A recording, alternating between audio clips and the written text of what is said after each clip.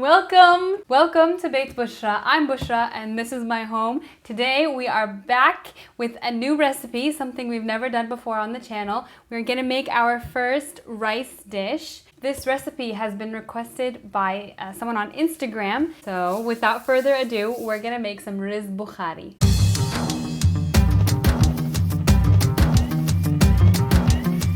Because it's a rice dish, I did not want to waste my time or your time, so I did a little bit of prepping. Emptying out my tomato cans. Here I used two 8-ounce cans of tomatoes. Remember though, keep your cans. We're going to use these as measuring cups soon. Next, I also measured out my rice. Basmati rice is a longer grain rice. It's kind of easier in my opinion to cook with. I also took a very small onion and I sliced it and diced it. You want to dice it really small so that when it melts as we cook it, it's actually not supposed to show up in the end product. You just want the nutrition and the flavor from the onion. All right, so how do we do this? Well, I looked online because I wanted to see the English names for these two special spices exclusive to this dish. Well, I found the name of this one. The spice looks like this, from the ginger family, and it's called galangal root, I believe. I will leave a link to the name of this below. So I found the English name for that. In Arabic, it's called Kholanjan. However, I was unable to find the English name for Sheeba, which is this, it looks kind of like tea leaves or something. I have no idea what this is in English. So, and I apologize, but I really did a lot of extensive research. So hot in this house. Cannot believe how hot it is here.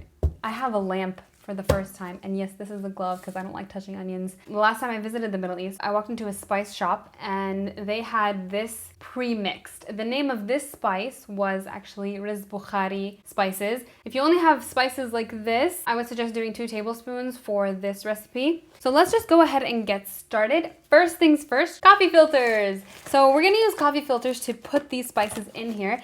It's going to filter out the flavor, and then still you'll be able to take the spices out when you need to without having to dig through them in your sauce. I'm gonna put these in here.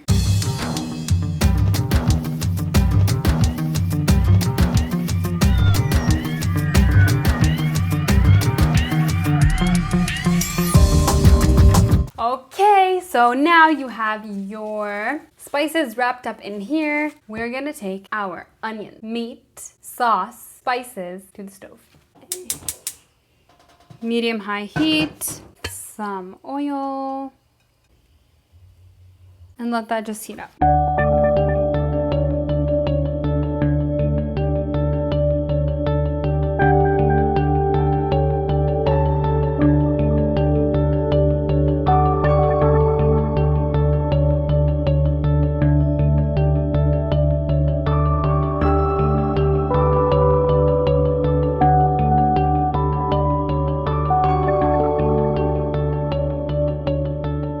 Alright, so while that's cooking, you have to remember a couple of things. Don't let your sauce dry out. If it dries out, it needs a little bit more water. Also, you're looking for the meat to drink up the tomato sauce and to have a red color to it. At this point, it has been 15 minutes. My tomato sauce cans, I'm gonna put water. The reason why I don't do this in a normal cup is because there's always some residual tomato flavor that I'd like to take.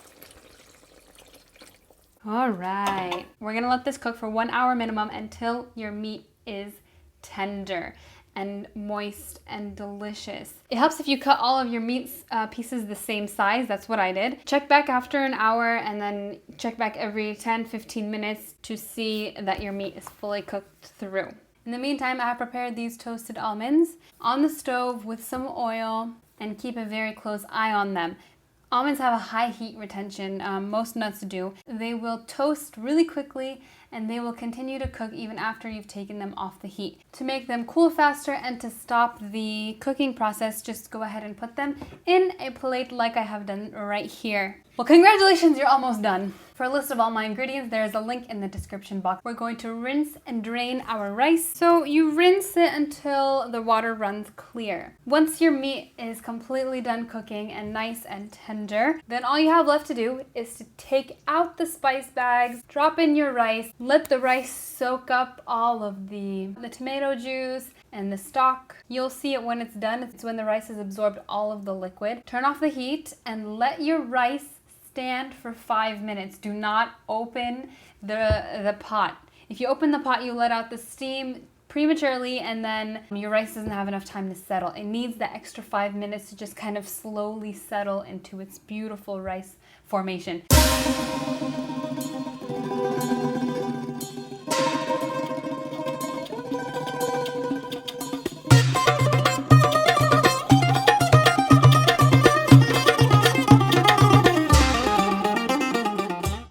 Sign off and say thank you for watching, thank you for subscribing, for liking my videos. Let me know if you have any suggestions for future videos. This video specifically was a requested video. It's also my dinner, so I'm gonna eat really soon. Click the subscribe button. If you haven't liked the video yet, then go ahead and do your part and like the video as well. And I will see you next week, inshallah.